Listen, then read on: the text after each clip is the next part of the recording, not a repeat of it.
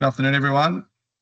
Thank you for coming along to our June webinar for the Roads and Transport Directorate. I've got the whole team with me here today. So Scott, Will and Nathan are all going to be helping present on this one. And really this is, I guess, a look forward to what the Directorate will be looking at for FY26-27, bit of an overview of the projects and other activities that we'll be looking into. And I guess a chance for all of you to have that overview of those activities, but also to ask any particular questions you may have about the the specific projects and the like. So we'll jump in because there are quite a few slides to cover, and I'm envisaging that there'll be a bit of discussion around this one as well. So yeah, briefly, this is what we'll run through for the agenda today. The main focus is really on that forward plan, and as I said, giving everyone a chance to ask some questions. We will cover a few of the next activities that the Directorate's going to be doing over the remainder of this calendar year as well. So briefly, I mean, I think hopefully everyone's across what the RTD does, but this is the main focus is supporting the membership from a technical perspective, providing that advocacy piece on behalf of the institutes, but certainly working with David with those communications up to ministers and the government departments, and really trying to support optimisation or work towards optimisation of the transport network. Probably important to note at this point that obviously the RTD was established with that singular focus on roads and transport, but over recent years we have grown beyond that and are providing support into other areas, including disaster management, asset management, recycled materials, and a few other areas that have broadened our reach across most, if not all, of the technical areas that the Institute covers. So I think the name Roads and Transport Directorate is maybe a bit of a misnomer at the moment, just given the change in that scope. A few of our recent technical publications are shown there on the screen. A couple of these we were promoting at the state conference earlier in the year. If you want to get access to them, the link to the technical library is there on the screen. If you are having issues accessing those publications, please just send us an email or give me or one of the team a call. Okay, so the forward planning process, we will be looking at some of the strategic issues that have been identified for the industry at the moment, and looking into the projects that we will be progressing to try and address some of those issues. And I think the big change from this year as opposed to previous years is it's a much more integrated process, feeding from the technical panels into the work that we're doing. They're obviously always involved with that process, but we've certainly streamlined how we're going to be doing that, which I think we're going to go over now. So largely, the board sets the strategic direction for the Institute, as you probably know, which looks at obviously industry trends and emerging issues. We then have gone to each of the three technical panels that the Directorate convenes directly and said to them, what are the issues? You guys are the subject matter experts. What are the issues we need to be across, and what are some of the potential ways to start addressing those? We've obviously looked at what's happening in that regulatory and governmental space and what's happening with legislative reform and the like. And then we have that sort of grassroots representation where we're talking to the members directly at a lot of our events and other activities, and no doubt you've probably seen me and the rest of the team at some of those over the last 12 months or so. Just a good sort of, I suppose, call out to some of the board level priorities. You can see on the bottom of the slide there the 6 focus areas that the board's identified in their strategic plan. And again, that's been used to sort of set the bedrock for these action plans and what we want to be focusing on. We've also obviously looked at, done some priority ranking. We, even though there's 4 of us now, we certainly can't cover everything. So we've had to do a bit of, resource constraint analysis and look at what we think are the highest priority issues, and those are the ones that you'll see coming through in the presentation today.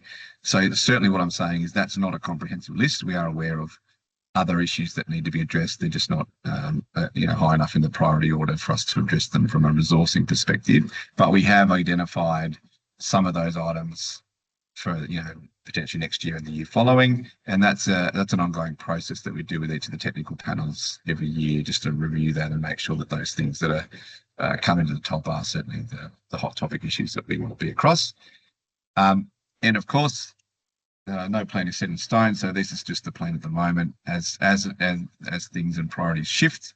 And noting that there is an election next year, so there may be a bit of priority shifting going on, we will obviously update our plans accordingly as well.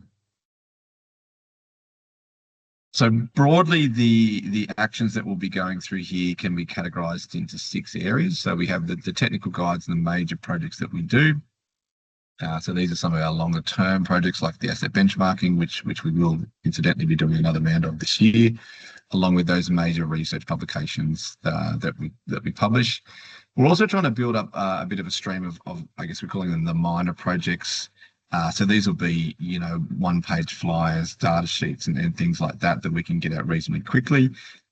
We've had a real growth in our engagement with the university sector, and so I think there's some good outcomes that we can produce from those engagements that are probably best summarised in smaller documents as opposed to our major publications. So that's certainly something that we've been focusing on growing over the last couple of years, and you'll see that again in the plan today. Advocacy is obviously a big one. I've mentioned that already. We had the Local Roads Congress a couple of weeks ago. The 26th communique has been made available, and you can find that on the website if you haven't already got a copy of it. Comms and marketing are it's a part of what we do all the time. Certainly myself and the rest of the team are always at, if not HIPLEA events, then other industry events as well, just representing the membership. So we have a little bit of a focus on some of the areas we're trying to improve that. I mean, these webinars being a good example of something that we developed in a year or two ago. Professional development, we obviously work pretty closely with the PD team within IPW, EA, New South Wales and ACT, and we are making sure that we're aligning those guides that we publish to the training that's been provided by the PD team. The PD team has recently expanded as well. They've grown to a 3rd member now, which is reflective of their increased activity in the industry as well. So that alignment piece is very critical between the guides and the technical guidance that we provide to what's being presented in the training, to make sure that reflects best practice as we understand it. And in the webinars, as I mentioned, we certainly have these ones. We are looking at maybe some other opportunities to grow webinars. I know the Women in Public Works panel have started doing some webinars on an ad hoc basis, and certainly one of the outcomes from the Asset Management Maturity Project, that work that Morgan was doing, was to look at webinars again to support asset managers specifically as another stream we're going to look at developing as well. Okay, so this is just sort of a high-level summary, the breakdown of the projects for the next financial year grouped in categories. So you can see there the 3 major areas that we'll be focusing on are those major projects, the minor projects, and then the advocacy, with some smaller focuses on PD and comms and marketing. All right, so what we might do now is we'll quickly go through, I guess, a high-level overview from each of the technical panels, and I'm going to throw it to the team to talk to these because each of them are across various panels. So Will, I'll go to you first, just from a road safety panel perspective. Thanks, Josh. So yeah, as Josh mentioned earlier in the session, we've really tried to formalise the process of how we get our ideas and projects from our technical panels and feed that into our workflow. So late last year, we started an engagement process with our road safety panel. I can see some of you are attending today, just to get a strong idea of what the current issues are and what IPWEA can do, what we're well placed to do, and that culminated in a list of the projects you can see in front of you. I think through this process, we realised there's a lot of really good technical information out there. So a lot of the projects we came up with were, how can we leverage what's out there and get it into the right people's hands in councils and get the ball rolling for some councils that might not be doing much in the road safety space at all. So we've got a few flyers and resources will be coming out, as well as promoting various programs such as the Early Career Network program with the Australasian College of Road Safety. Unless you want me to go into specifics, Josh, I think probably good for the road safety panel there. Okay, thank you, Will. I'll head on to the bridge panel, and Muskan, I might call on you to give us a quick overview of these ones, please. Thanks, Josh. Like Josh and Will mentioned, so this process of integrating all of the issues has been across all of the panels. So for the bridge panel, a lot of the issues that were identified were around improving the consistency of the information and data, and also reducing the uncertainty around like bridge inspections and asset maintenance, and just looking at how to strengthen how we're doing maintenance and prioritize the work. So there are a few major projects, specifically the high-risk bridges. So this one's been a project that's a high priority because there's a lot of natural disasters that we're seeing across the state. There's a lot of use of heavy vehicles, and also a lot of bridges are getting older. So having access to all of the bridges that we need to be aware of for maintenance and inspections is a good way of moving forward, and also ties in with a lot of the asset management principles and improving that space. That's it. Thanks, Muskan. And then transport, Muskan, I might throw to you again. Yep. So with the transport panel, the main focus has been on understanding how the development and changes in the regulation space has impacted councils with developments. Also looking at how to prepare and plan for them proactively. So impacts from heavy vehicles, like heavy vehicle access, rail traffic, also traffic impacts with sustainability. So it looks at some major projects with rail intermodal, specifically with regional councils that are major spaces for transport connections, and also integrated network plans with the state government starting to release a lot of the regional network plans. And it helps a lot with the advocacy work from the communique on looking at local integrated network plans that are aligned to the state, federal, and also the local government area level. One thing also in particular is for the recategorization framework. So we have a team of university students who are looking at this currently, and they'll be developing a software tool that captures the whole network at a wider level of which roads would be which are captured under the criteria. And so they are looking for any councils who would be interested in participating or who have applied for the framework, and just to see how it's going and capture your experiences into that. So if you are interested, please do reach out to Josh and I regarding that. And then the last one that I might touch on in this one is the local transport forum. So we'll be releasing a questionnaire in the June Insider just to capture experiences from traffic engineers on how this has been impacting them in regards to safety and efficiency as well. Muskan. So I mentioned the communique earlier. This is really the driving document for the Directorate from an advocacy perspective. We've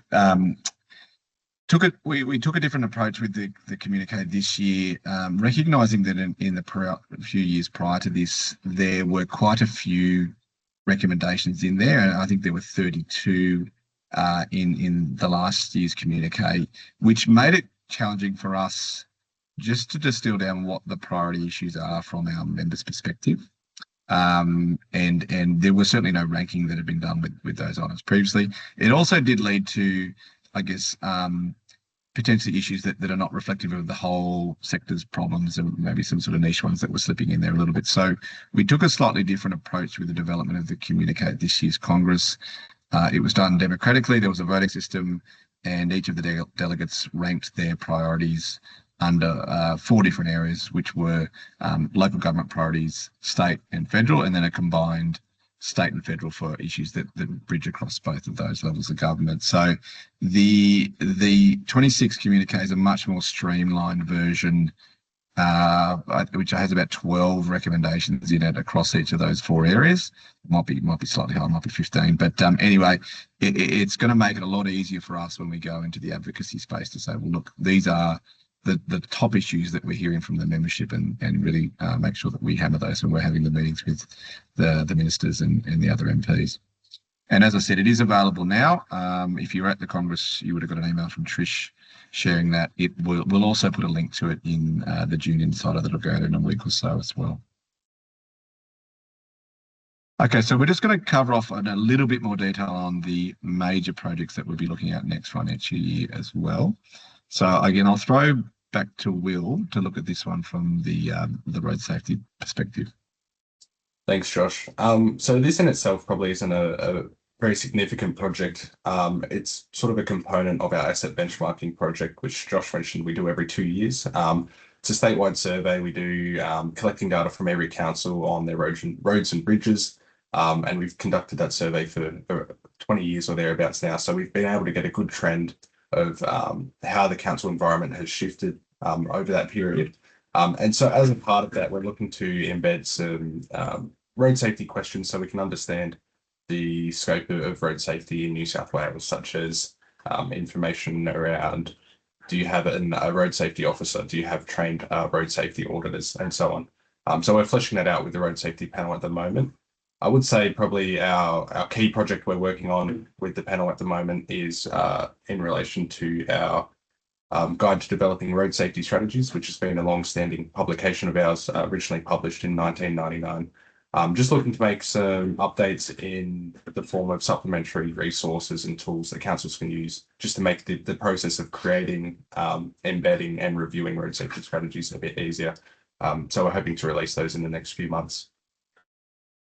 Thank you, Will. And look, just to follow on from one of Will's comments around asset benchmarking, we will be certainly reaching out to every council in the state about getting the data for that survey. The data collection will likely commence in September and run through till November. So expect us to reach out to you and find out who your most relevant staff member is for that survey. But just a bit of a heads up that that'll be coming in the near future. Okay, the next project's the high-risk bridges, which I will throw to Muskan to provide a bit more detail on. Thank you.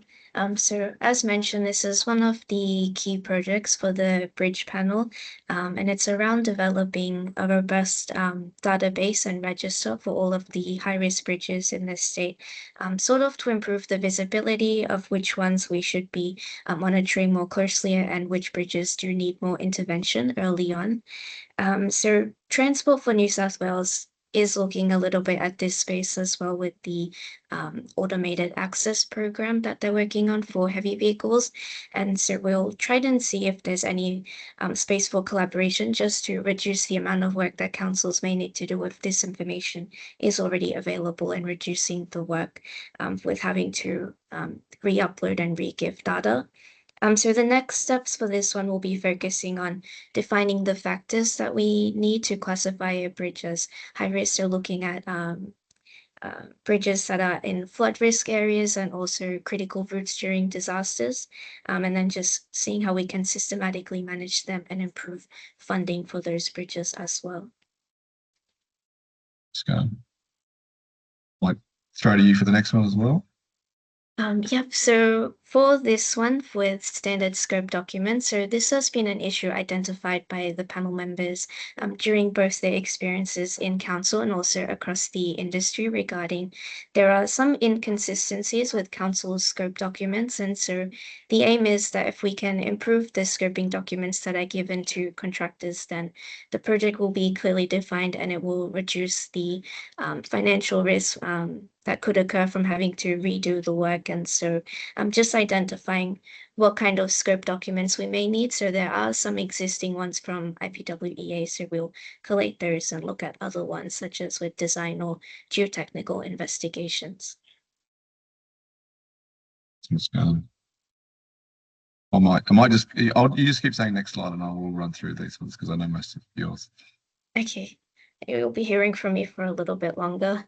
So for culvert maintenance and inspections, it's sort of the same issue of there's some missing information that's been identified by the panel members and also members feedback as well. And it's around one of those technical guides to look at processes for culvert maintenance and inspections, researching industry best practice and identifying where the gaps are and where all of the missing information is, and just standardizing it for better asset management practices and across councils.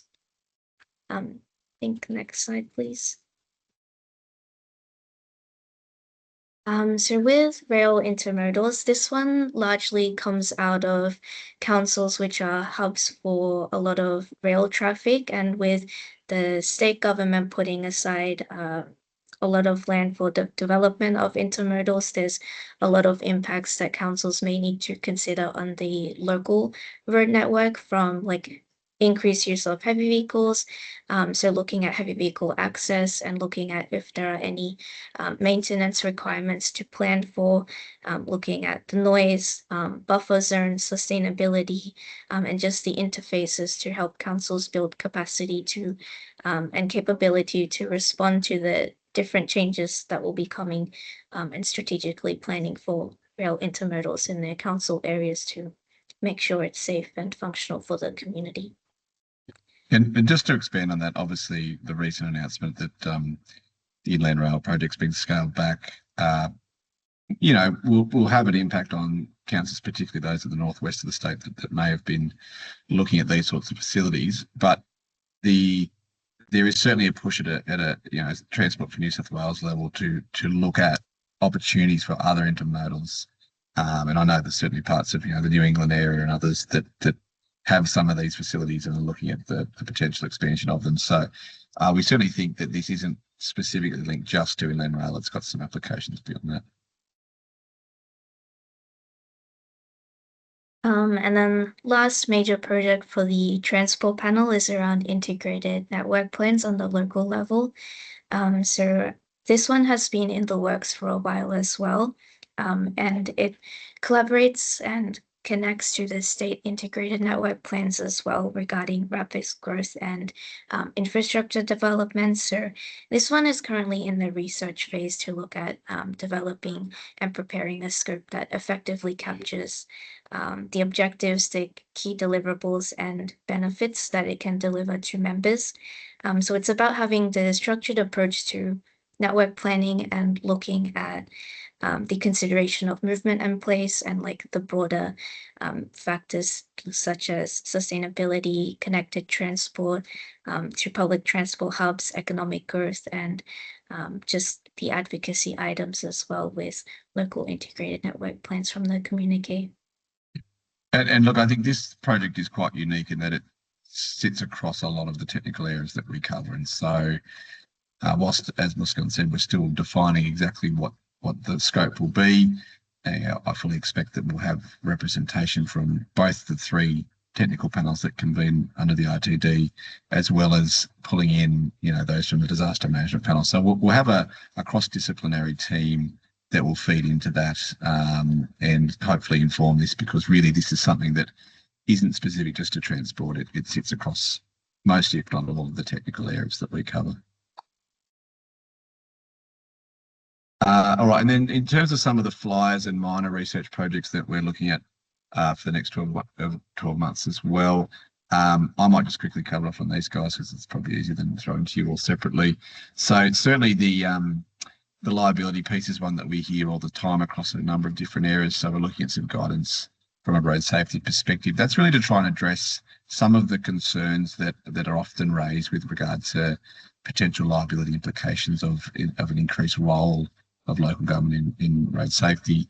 For those who are at Congress, we did certainly have a legal representative from Statewide Mutual speak to that exact topic, but we'll be sort of coalescing the discussion there and putting out some guidance from our behalf as to what councils need to be across. Muskan's mentioned the local transport forum piece already, so that's certainly something that changed earlier in the year and is of interest to I think really both the transport and the road safety panels again. Asset transfers, this is a niche one around transferring of data between the state and councils. So we've already had some discussions at the bridge panel on that. And again, we'll be putting some guidance together based on information from Transport for New South Wales. Bridge inspections, we're just trying to clarify and create some standardisation for those undertaking level 1 and level 2 inspections. This will feed into the training process as well. The recategorisation framework. So as Muskan's mentioned, we're already looking at that one. We've got the students from UTS having a look at that now, and so it'll be probably one that will publish fairly early in the next financial year. The last one there, I think, Muskan, that's been resolved, hasn't it?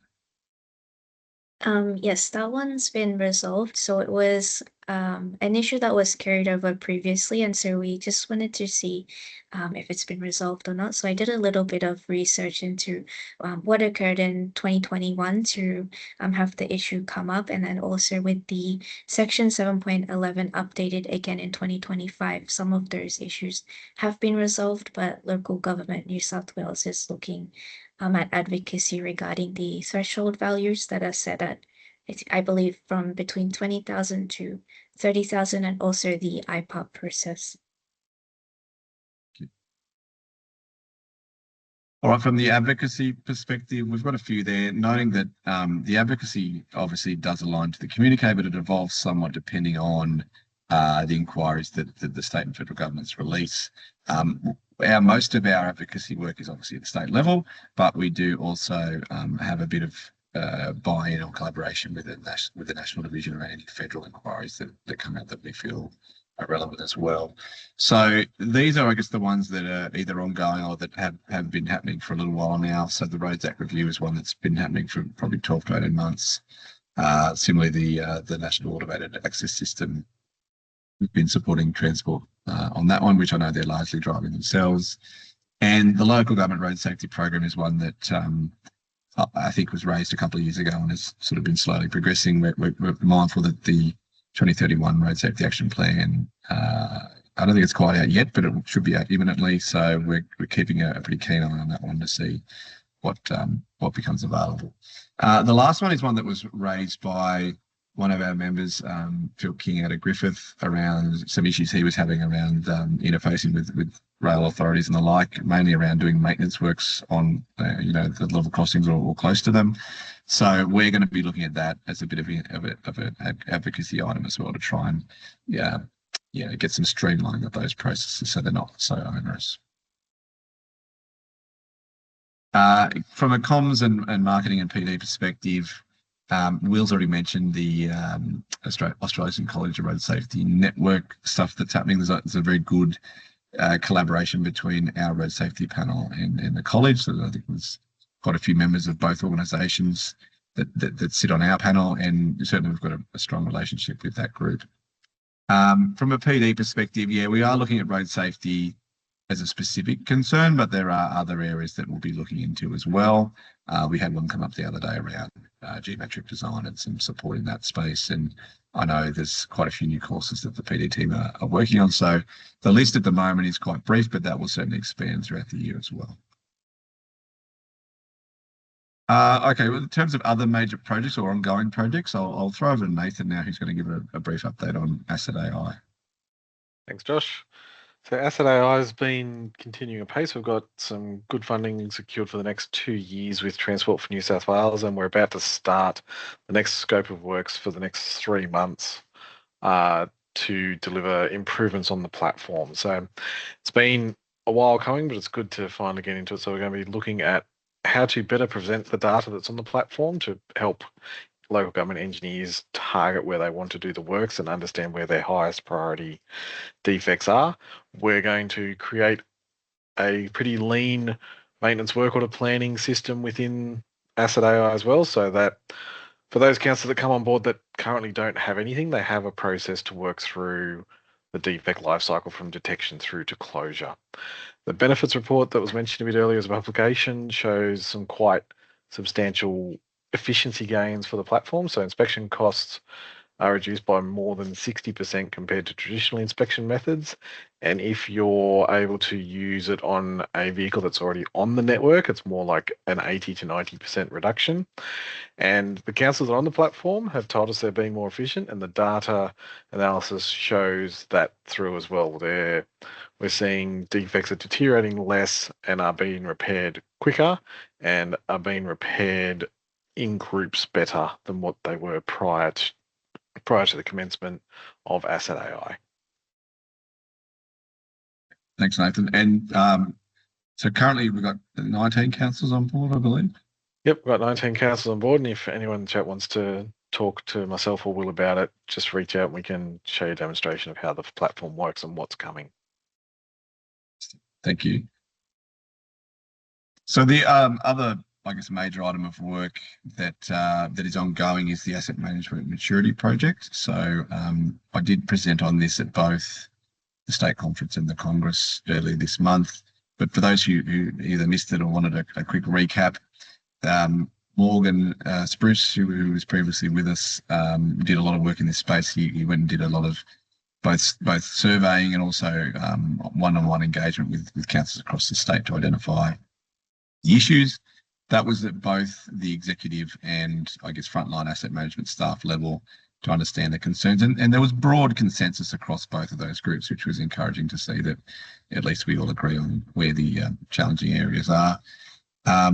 So that project has sort of hit the phase where we've started looking at the analysis of that data and identifying some next steps. Obviously, it was somewhat delayed due to Morgan's unfortunate passing away earlier in the year. So we are in the process of building up that project again. We have the recommendations from his initial work that will be used to inform the latter stages of work. And we're actually in the process of recruiting for a new senior asset management engineer to come in and pick up that work.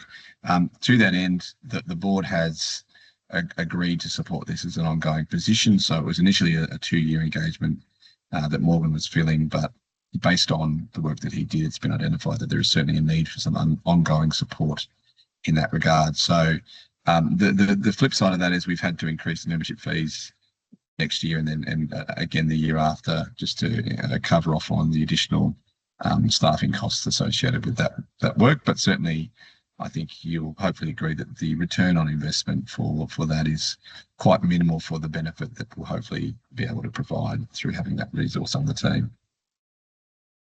In terms of, I guess, a high-level summary of the 5 areas that were identified as the priorities and the next steps that we'll be going to look at.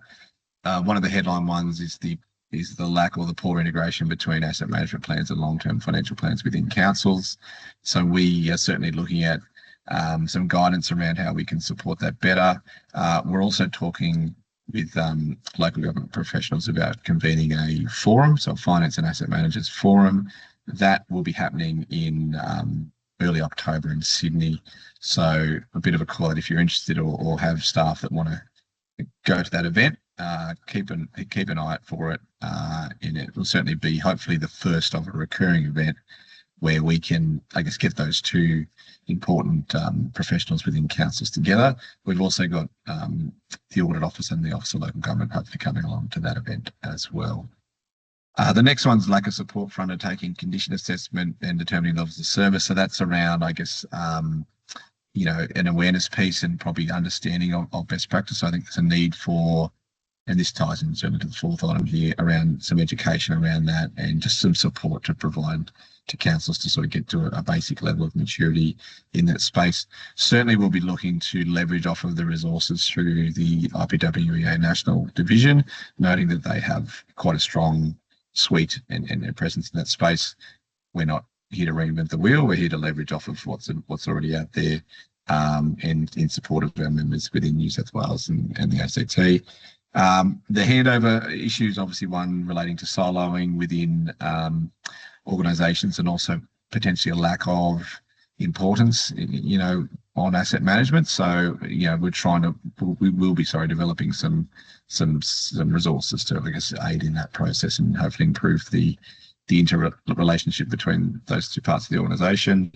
The last one there is around, we've recognised that there is a lot of requirements on councils to report on data.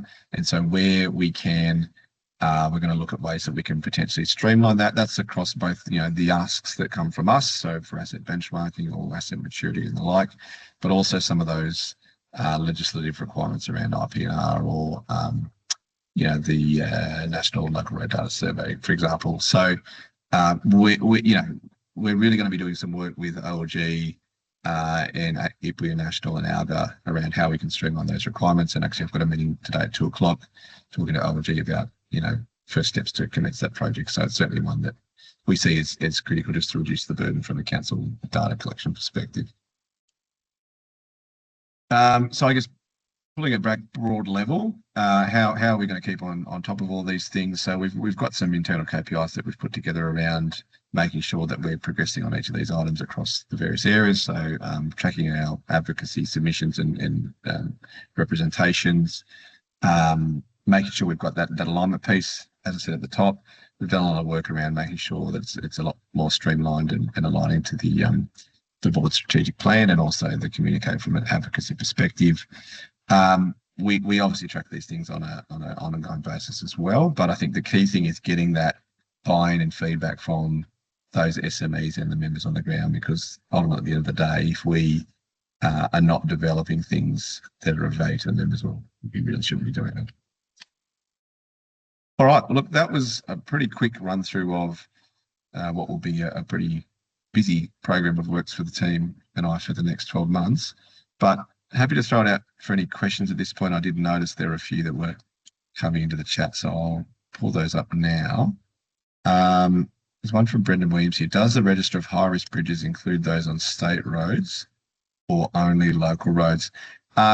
Good question, Brendan. I mean, really, we're probably focusing more on the local road space, but part of the reason we want to have that discussion with Transport is around, can we look to try and create it as a single data set?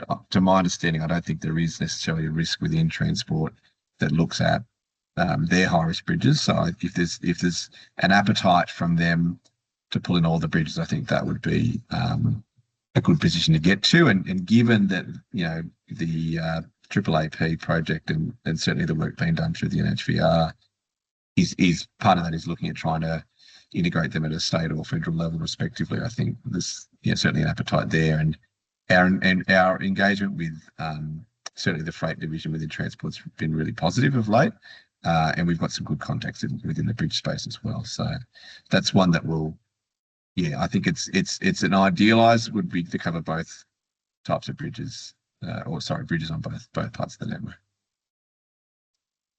David McTinn has asked, is there an opportunity for the Road Safety Panel to provide input to this integrated network plans project? Yes, certainly. So as I mentioned, and I think I saw you post that in before I raised this point, David, the plan is for that to be across all of the technical areas. So we'll be certainly coming to the Road Safety Panel and looking for a rep or two to be involved in that project. Helen has asked, does the Great Western Highway Convict Bridge qualify under the bridge program? Also, what other priorities or long-term strategy has been developed for the Great Western Highway Mount Vic convict bridge issue?